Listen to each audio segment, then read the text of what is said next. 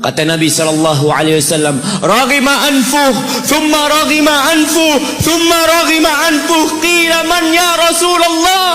Celaka itu orang, sengsara itu orang, penuh dengan debu hidungnya itu orang. Qila, siapa ya Rasulullah SAW? Siapa orang itu?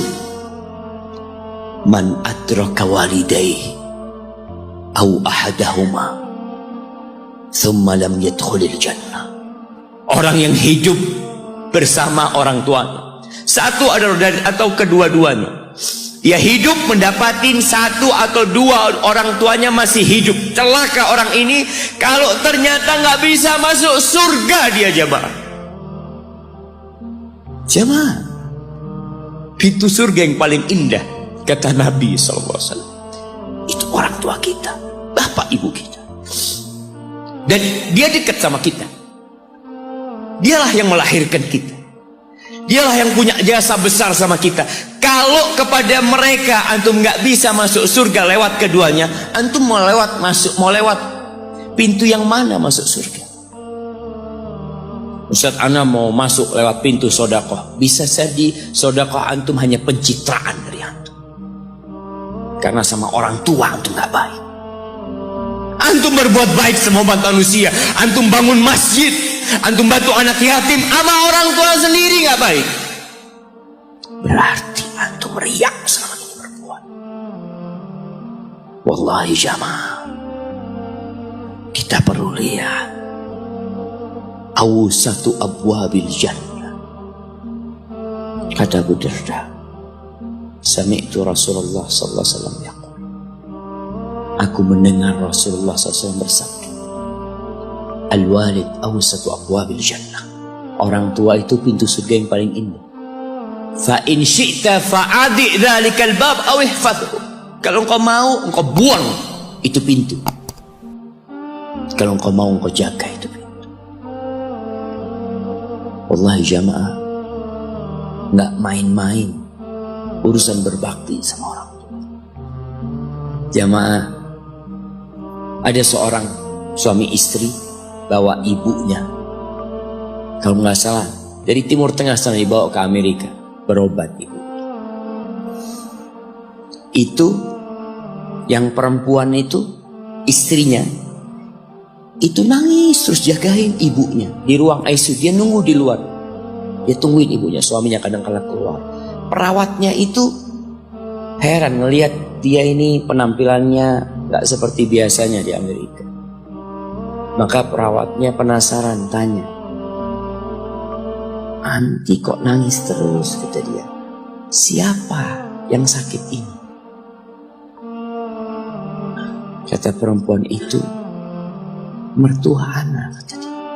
"Mertua? Anti begitu pedulinya sama mertua anti?" kata dia. "Ana sama ibu ana sendiri nggak tahu kemana ibu ana. Ana hanya ingat sekali dalam setahun ana kirim hadiah buat ibu ana," kata dia.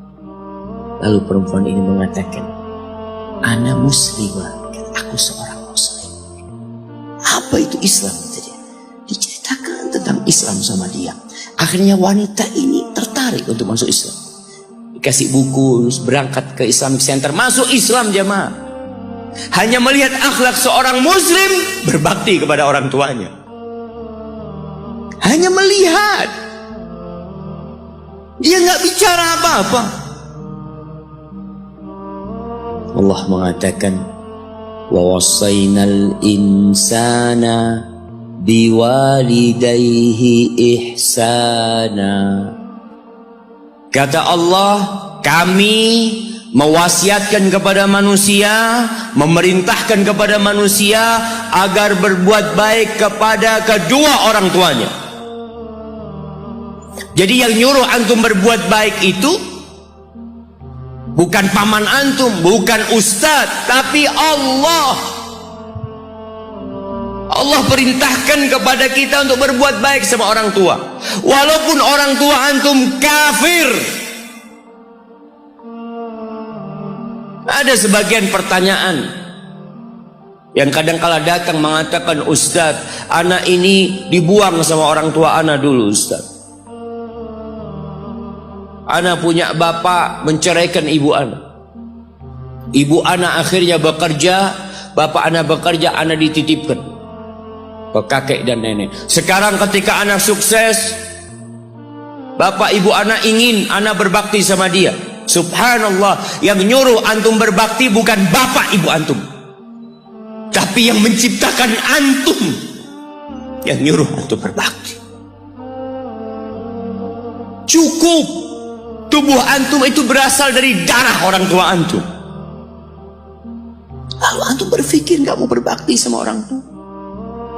Yang orang tuanya jahat sama dia, merasa dizalimin sama orang tua. Orang tua anak pilih kasih Ustaz, orang tua anak seperti ini seperti itu. Iya, seburuk apapun orang tuamu, tetap itu orang tuamu. Dan Allah nyuruh kamu berbuat baik sama orang tua. Wallahi jamaah, ada seorang syekh cerita dalam salah satu ceramahnya, cerita tentang seorang dokter perempuan di sana, di Arab sana. Ada seorang anak lelaki bawa ibunya. Bawa ibunya masuk ke dokter ini, subhanallah. Ibunya ini gila. Anak-anak muda, belum nikah, dia bawa ibunya. Nanti ibunya tersenyum sendiri, ketawa sendiri. Masuk ke ruang dokter itu, mejanya dokter diputerin sama ibunya. Anaknya minta maaf, ya dok, kata dia, sekali-kali nanti ngeliat di televisi dokter itu ada gambarnya Ka'bah. Ibunya ngomong, nak kau, bukan nak ngomong, kamu bohong mat kau bohong sama ibu, katanya mau dibawa umroh ibu, kata dia. Nanti diludahin anaknya, digigit anaknya, nanti kerudungnya ibunya terbuka, dipasangin lagi. Itu dokter tanya sama anaknya, ini siapa? Ibu anak, kata dia. Sejak kapan dia seperti ini? Sejak lahir. Loh, terus gimana engkau bisa lahir? Iya, sama kakek anak, ibu anak dinikahkan, tapi 10 bulan diceraikan. Ya karena seperti ini Pak, anak lahir dari rahim ibu anak. Dan seperti ini kan? Iya, kata dia. Engkau berbakti sama dia, kata dia. Dia kan gak kenal sama engkau. Iya, dia gak tahu sama anak, tapi Allah tahu kalau dia ibu anak kan. Allah tahu kalau dia ibu anak. Anak harus berbakti. Ditanya, ibumu sakit apa? Ibu kena gula, kata dia. Setelah dikasih resep, itu dokter cerita, pasiennya keluar, ditutup pintunya. Dokter ini nangis. Dia mengatakan, ana sering dengar ceramah tentang birrul walidain. Ana sering mendengarkan tausiah ustaz tentang berbakti kepada orang tua, tapi ana baru sekarang melihat kebaktian seorang anak sama orang tuanya.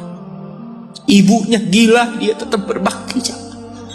Dan dia mengatakan, iya ibu anak gak tahu sama anak, tapi Allah tahu kalau dia ibu anak. Dan yang ngasih wasiat supaya kita berbakti sama orang tua itu Allah, jemaah. Apapun yang dilakukan orang tua kita, apalagi ibu. Allah katakan, hamalathu ummuhu kurha wa wada'athu kurha. Ibu kita, hamil kita itu dalam kondisi yang sulit. Ada ibu yang harus bed rest demi anaknya lahir. Demi kita lahir, ibu kita itu bed rest. Capek dikit keluar darah. Ada yang harus hamil kita dalam kondisi dia ditinggal sama suami. Dia harus cari nafkah sendiri. Ada yang harus muntah-muntah demi kita. Allah. Lalu kita berdiri buat ibu kita, capek. Diceritakan seorang, ya kita semua tahu ceritanya, tentang 3 orang yang masuk ke dalam gua Kemudian gua itu tertutup dengan batu yang menggelinding. Lalu mereka bertawasul dengan amal soleh mereka. Salah satunya yang mengatakan, Ya Rabbi, Allahumma, Ya Allah, aku punya 2 orang tua yang aku senantiasa memberikan susu kepada keduanya sebelum keluarga yang lain minum susu. Dia sudah menikah, dia punya istri, punya anak. Pada suatu hari, ya Allah, aku kejauhan cari rumput, sehingga aku balik dalam kondisi orang tua sudah tidur. Maka aku pereskan susu buat keduanya, ya Allah. Allah tahu, tapi dia mau cerita sama Allah. Dia ingin tawasul dengan amal soleh dia. Lalu aku taruh di wadah. Aku datang ke bapak ibuku, mereka tidur. Maka aku berdiri di hadapan kedua. Jamaah, bukankah bisa dia taruh di sebelah meja ibunya susu itu? Dia ambilkan meja, taruh di sana, dia bisa tidur. Dia sudah berbakti sama orang tuanya dengan seperti itu. Tapi anak ini tidak.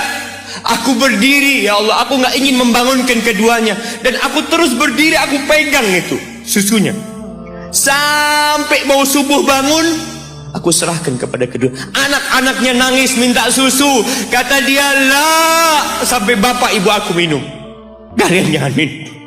Kita kadang-kala sudah menikah lebih peduli sama istri kita, lebih peduli sama anak-anak kita. Nggak ada hadis yang mengatakan anak itu pintu surga, jemaah. Yang ada itu orang tua pintu surga. Kita peduli sama anak-anak kita. Beli oleh-oleh buat istrinya. Ditelepon istrinya mau apa, kepingin apa. Pernahkah engkau telepon ibumu? Tanya, Umi kepingin apa, Umi? Anak lagi dalam perjalanan, Umi. Jamaah, itu anak, Masya Allah, dia berdiri. Kenapa dia kuat, jamaah? Karena dia tahu Allah yang nyuruh dia berbakti. Mungkin tidak ada yang melihat berdirinya dia, tapi Nabi ceritakan berdirinya dia. Dari malam jamaah sampai pagi, berapa jam dia ingat, ibuku hamil aku 9 bulan. Capek. Ana semakin tahu dengan tugas besar seorang ibu dan pengorbanan seorang ibu. Setelah Ana menikah, setelah Ana tahu bagaimana istri Ana hamil, ketika dia harus tidur gak enak, makan muntah, jemaah. Ana melihat istri Ana sampai lemas dia. Ana ingat begini ibu Ana hamil. Lalu kita lupa, jemaah. Kita sok sukses, mungkin engkau lebih sukses dari orang tua. Tapi kalau nggak ada bapak ibu, engkau nggak akan pernah lahir di muka. Allah ceritakan ibunya hamil dia. Wa wada'athu kurha, dan melahirkannya dalam kondisi sulit. Kadangkala perut ibu kita itu disobek demi kita keluar dari perut ibu kita. Antum meninggalkan luka di ibu, itu dijahit. Kalau antum anak ketiga, Allahu Akbar, berapa kali dibelah perut ibu kita, coba. Tubuhnya jadi jelek gara-gara kita. Tapi dia nggak peduli, yang penting antum lahir dengan selamat. Kalau ibu kita dikasih pilihan, ini nggak bisa diselamatkan dua-duanya, salah satunya akan meninggal dulu. Kira-kira apa kata ibu antum? Iya, nggak apa-apa dok, selamatkan bayinya dok. Nggak apa-apa dok, biar dia lahir dok. Subhanallah. Berapa banyak ibu yang meninggal dunia ketika dia melahirkan anak. Wa hamluhu wa fisaluhu 30 syahra. Hamilnya dan menyusuinya itu 30 bulan. Artinya bukan ketika antum lahir selesai lelahnya ibu kita. Memang ketika antum lahir dengan selamat, Allahu Akbar, ibu itu lupa dengan rasa sakit dia 9 bulan. Ibu itu lupa dengan jeritan dia mengeluarkan kita ketika kesakitan. Itu lupa. Dia tersenyum, dia bawa anaknya, ditaruh di dadanya. Allahu Akbar. Kalaupun ada air mata yang menetes, itu air mata kebahagiaan orang tua dengan hadirnya kita di muka bumi ini. Lalu kita bisa berjalan, kita nggak bisa apa-apa lahirnya. Allah rekam kebaikan ibu kita. Kita disusui sama ibu. Berapa bulan? 2 tahun. 24 bulan. Mungkin ada yang kurang, mungkin ada yang lebih. Tapi yang jelas kondisi kita tidak bisa berbuat apa-apa. Kita hanya bisa menangis, jemaah. Antum lapar menangis, buang kotoran menangis. Siapa yang datang membersihkan kotoran antum? Ibu antum. Yang gendong antum siapa? Ibu antum. Dia susui. Subhanallah, sampai anaknya agak besar sedikit, diajari bicara sama ibunya, diajak ngomong sama ibunya, diajarin berdiri sama ibunya, diajarin berjalan sama orang tuanya. Allahu Akbar. Kemudian ketika antum sukses, antum berangkat ke luar negeri, antum berangkat ke luar kota, meninggalkan kedua orang tua antum, boleh, asalkan dengan ridho orang tua antum. Kalau ibu antum telepon, antum di Batu sini, kuliah, sampai sukses jadi pengusaha di sini, ibu antum di kampung telepon, nah, ibu ingin kau balik ke kampung. Jangan pernah mengatakan, Bu, anak kerjanya di sini, ibu. Saya ditugaskan di sini. Tinggalkan semua pekerjaanmu, pulang ke rumah. Ustaz, gimana dengan istri dan anak-anak anak? Yang ngasih makan istri sama anak-anak antum itu Allah Jalla Jalla. Bawa pulang ke kampung, hidup sama ibu antum. Jamaah, ada seorang sahabat yang izin untuk berjihad, izin untuk mendapatkan surga yang paling tinggi, izin untuk bisa memberikan syafaat kepada 70 dari keluarganya. Kalau dia mati syahid, dia datang kepada Nabi SAW, ditanya, bapak ibumu hidup? Iya, kata dia. Pulang engkau ke sana. Fazammal jannah, di sana ada surga. Ilzam rijlayya, engkau tetap di kaki ibu. Ini mau jihad, bukan mau cari fulus, jemaah. Bukan mau cari kenikmatan dunia, dia mau cari surga. Tapi pintu surga yang paling baik orang tua dapat jauh-jauh. Jemaah, Allah, ketika antum nangis di kasur ibu, di dapur lagi masak, dimatikan kompornya, dia datang jumpai antum. Di masa Umar bin Khattab, ada seorang yang datang kepada Umar mengatakan, ya Amirul Mukminin, aku ini jadi kendaraan buat ibu. Aku ini yang membersihkan kotoran ibu, dan aku palingkan wajahku. Ibuku sudah lumpuh, gak bisa apa-apa. Dan aku berusaha untuk berbakti sama. Aturani qad jazaituha. Gimana menurut? Apakah aku sudah balas kebaikan ibuku? Kata Umar, la. Enggak, belum. Ya Amirul Mukminin, bukankah aku sekarang ini telah berbuat kepada ibuku seperti ibuku berbuat kepadaku waktu aku kecil? Artinya sama pekerjaannya sekarang ini. Aku yang menyuapin ibuku, aku yang membersihkan ibuku, yang mengantarkan dia ke kamar mandi. Semua yang pernah dilakukan ibuku, kira-kira sudah aku lakukan semua sekarang. Kata Umar, enggak sama. Ibumu waktu merawatmu ketika engkau kecil, ibumu berharap engkau bisa hidup. Sedangkan engkau sekarang merawat ibumu ketika sudah tua sakit-sakitan, engkau berharap ibumu mati. Allah, iya. Kita kadang-kadang merasa lelah merawat ibu yang sudah tua. Merasa kadang-kadang, ya Allah, kalau ibu ini meninggal insya Allah lebih baik. Antum mau istirahat. Wah, belum. Suatu hari tatkala Abdullah bin Umar tawaf, ada seorang yang menggendong ibunya sambil dia bersenandung, mengatakan, inni anal ba'iru hal mudhallalu in udhirat rikabuha lam udhar. Aku ini adalah tunggangan ibuku yang taat dan patuh. Kalau tunggangan-tunggangan lain itu dikagetin, kaget. Aku tidak pernah membuat ibuku kaget di atas punggungku. Lalu bertemu dengan Abdullah bin Umar bin Khattab. Ia bertanya, kira-kira aku sudah balas enggak kebaikan ibuku? Aku nih bawa ibuku dari Yaman, mungkin 2000 kilometer. Dia gendong ibu sampai melaksanakan ibadah haji semua, dia di punggung, ibunya di punggungnya.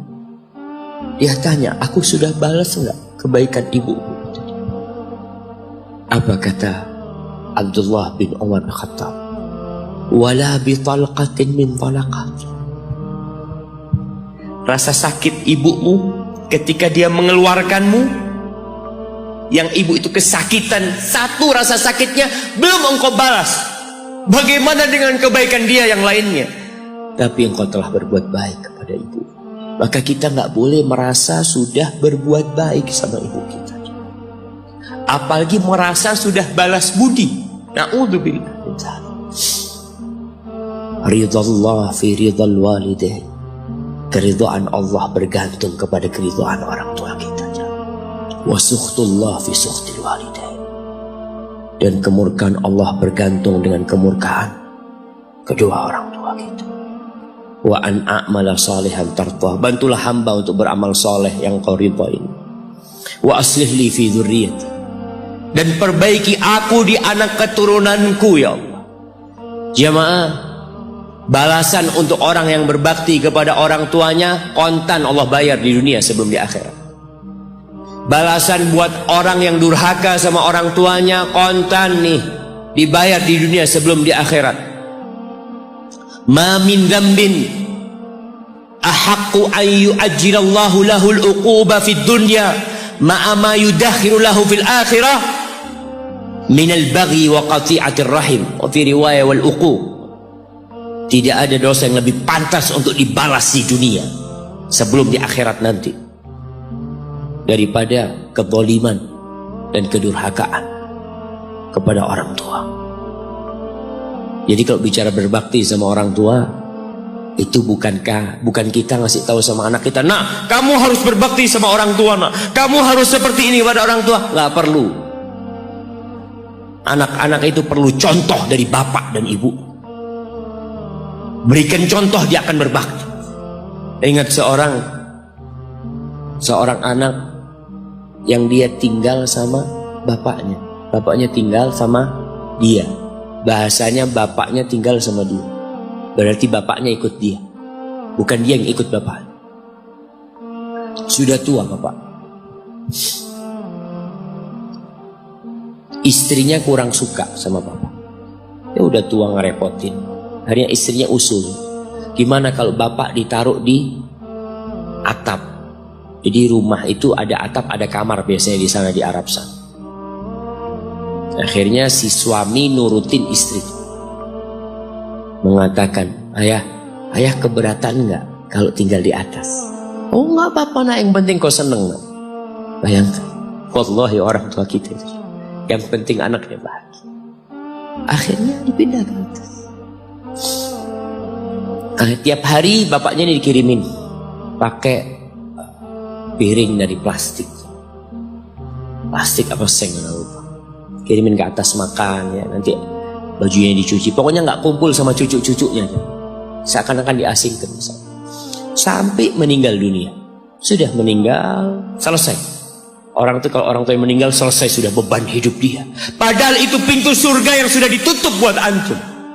Maka sebagian ulama ketika ibunya meninggal menangis. Ditanya, kenapa engkau menangis seperti ini? Kata dia, gimana aku tidak menangis? Pintu surga terbaik udah tertutup buat aku, kata dia. Udah selesai. Aku belum berbakti sama dia, dia sudah meninggal. Akhirnya ketika meninggal dikubur, bapak anaknya ini mau bersih-bersih kamar bapak bersama anak dia. Bersih-bersih, sudah dimasukin kantong hitam ya, macam-macam. Ketika piring tempat anaknya ini ngirim makanan buat bapaknya, mungkin cucunya juga ngirim buat bapaknya, mau dibuang, kata anaknya, ayah jangan ayah, buat aku ayah. Kenapa nak? Buat apa piringnya? Iya ayah, nanti kalau ayah sudah tua, aku akan pakai ini buat ayah. Anaknya anak kecil nggak tahu apa-apa aja. Dia pikir itulah berbakti sama orang tua. Dia ingin mengulangi apa yang dia lihat, dia ingin praktekkan sama bapak. Bukan karena dia ingin durhaka, bukan. Karena dia berpikir itulah kebaktian, jemaah. Ketika si anak ini melihat anaknya mengatakan itu, dia nangis, dia jemaah. Dia ciumin baju bapaknya yang ada di sana. selesai sudah jamaah. Selesai, pintu surga itu sudah ditutup buat antum. Maka nggak perlu antum kasih ceramah anak antum tentang berbakti. Antum minta sama Allah, perbaikin di anak keturunanku ya Allah. Iya, agar mereka berbakti, bermanfaat buat kedua orang tuanya, buat negeri ini, buat agamanya. Tapi tidak hanya dengan omongan. Kalau seorang ayah suka duduk sama ibunya, pijetin kaki ibunya, antum suka ambilin sandal buat bapak antum. Kadangkala kan orang kalau pakai sandal masuk rumah itu sandalnya ngadep ke rumah. Antum suka belokin. Antum keluar dari masjid, sandal bapak antum lurusin. Antum gak usah suruh anak antum melakukan itu sama antum. Dia akan lakukan itu sendiri. Birrul walidain, berbakti kepada ibu khusus. Itu bukan ceramah yang disampaikan. Bukan pidato yang disampaikan oleh seorang orator. Enggak. Tapi sesuatu yang kita praktekkan dalam kehidupan. Inni tubtu ilaika wa inni minal muslimin. Ya Allah, aku taubat ya Allah. Aku mohon ampun kepadamu. Aku termasuk orang-orang yang berserah diri kepadamu. Jamaah, man ahqun nas bi husni sahabat. Siapakah manusia yang paling pantas mendapatkan kedekatan kita sama dia? Sahabati. Bukan hanya servis dari kita, tapi pendampingan dari kita. Kita lebih sering duduk sama sahib-sahib kita. Ini ketika sahabat bertanya, siapa ya Rasul sallallahu alaihi wasallam? Qala ummu, ibumu. Qultu thumma man? Setelah ibu siapa? Ummuka, ibumu lagi. Qultu thumma man ya Rasulullah? Iya, aku tahu ibu. Kemudian ibumu lagi. Qultu thumma man? Thumma abuk, baru bapakmu, baru orang yang dekat lainnya.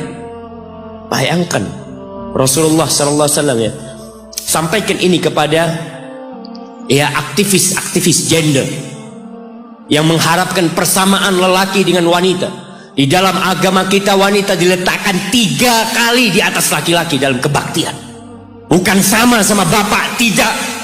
Maka bapak jangan pernah iri ketika melihat anaknya lebih cinta sama ibunya, lebih berbakti sama ibunya, karena itu syariat Allah Jalla Jalaluh. Iya, kita tetap berbakti sama bapak kita, tapi ibu kita, kenapa kok ibu 3 kali? Bapak tidak ikut hamil. Rasa lelah ibu tidak pernah dirasakan bapak. Bapak tidak ikut melahirkan. Dia tidak pernah merasakan rasa sakit melahirkan. Bapak tidak pernah menyusuin. 3 ini pekerjaan ibu. Sehingga ibu dikasih tempat yang lebih tinggi. Bihusni sahabati, dengan pendampingan kita, dengan kebaikan kita, ibu kita. Maka berusaha jamaah untuk sering-sering kumpul sama ibunya. Duit bisa dicari, tapi ibu kalau mati, antum akan menyesal. Antum gak bakal ketemu lagi. Akan datang satu saat antum hanya ingin melihat wajah ibu antum. Gak ada lagi. 3 kali dia jamaah. Jangan takut duit antum habis untuk berbakti sama ibu. Jangan berpikir kalau uang untuk beli tiket terus Ustaz habis. Ya Allah, antum gak percaya sama Allah. Rasul sallallahu alaihi wasallam mengatakan, man ahabba ayyubsata lahu fi rizqih wa yunsa lahu fi athari falyasil rahimah. Barang siapa yang ingin rizkinya diluaskan, barang siapa yang ingin umurnya dipanjangkan, apa yang dia lakukan? Sambung rahimnya. Sambung rahim. Rahim kita sendiri, ibu kita. Kita dari sana keluar. Itu yang paling berhak mendapatkan kebaktian kita. Antum jangan takut kehabisan waktu. Ketika antum berbakti sama orang tua, Allah berkahin waktu antum. Jangan takut duit antum habis, Allah lipat gandakan apa yang antum keluarkan. Tapi kadang-kala kita nggak yakin. Kita berpikir hitung-hitungan, aduh anak kalau ngasih orang tua berangkat pulang berapa, kalau dihitung aduh nggak masuk Ustaz hitungannya. Antum biarkan malaikat yang itu. Kiraman katibin ya'lamuna ma taf'alun. Allah tuh punya malaikat-malaikat mulia yang tugasnya mencatat. Dia tahu dengan apa yang antum kerjakan. Biarkan mereka yang mencatat. Biarkan mereka yang menghitung. Wallahi jamaah, kita tuh disuruh dekat sama orang tua kita. Apalagi kalau orang tua kita minta. Kalau enggak, ya mungkin dia ridho jauh. Tapi jangan dipikir dia suka antum jauh dari dia. Maka sebagai bentuk kebaktian anak, tetaplah antum dekat sama orang tua. Yang terakhir di surah Luqman, ketika Allah mewasiatkan agar kita berbakti sama orang tua kita, lalu Allah mengatakan, wa in jahadaka ala an tusyrika bi ma laysa laka bihi ilm fala tuti'huma. Kalau kedua orang tuamu memaksamu untuk melakukan kesyirikan, melakukan kekufuran, jangan taat kepada keduanya. Fala tuti'huma, jangan taat, jangan patuh. Tapi setelah itu Allah mengatakan, wasahibhuma fid dunya ma'rufa. Jadikan orang tua antum sahib antum, temanin dia, jangan ditinggal. Kebanyakan di antara kita berkata, Ustaz, abah ana belum dapat hidayah, ibu ana belum dapat hidayah. Pertanyaannya, antum hidup di mana? Ibu antum hidup di mana? Ana hidup di Jakarta, ibu ana hidup di kampung, orang tua ana hidup di kampung. Antum setahun kali pulang. Kata Allah, sahibhuma fid dunya ma'rufa. Ini yang kafir. Temanin keduanya dalam kondisi penuh dengan kebaikan. Haibati fillah, sekali lagi ana sampaikan bahwasanya kebaktian kepada orang tua itu memiliki kedudukan yang tinggi setelah bertauhid kepada Allah. Antum baca nanti surat Al-Isra ayat 23. Antum baca, jangan cuma dengar, baca tafsirnya, supaya antum tahu bagaimana Allah menyuruh kita untuk berbakti kepada orang tua kita dan apa yang Allah inginkan. Hadza wallahu a'lam bissawab. Itu yang bisa ana sampaikan pada kesempatan kali ini. Apabila itu benar, itu dari Allah Jalla Jalaluh. Kalau ada yang salah dan kurang berkenan, itu dari diri ana pribadi. Allah dan Rasulnya terbebaskan dari kesalahan.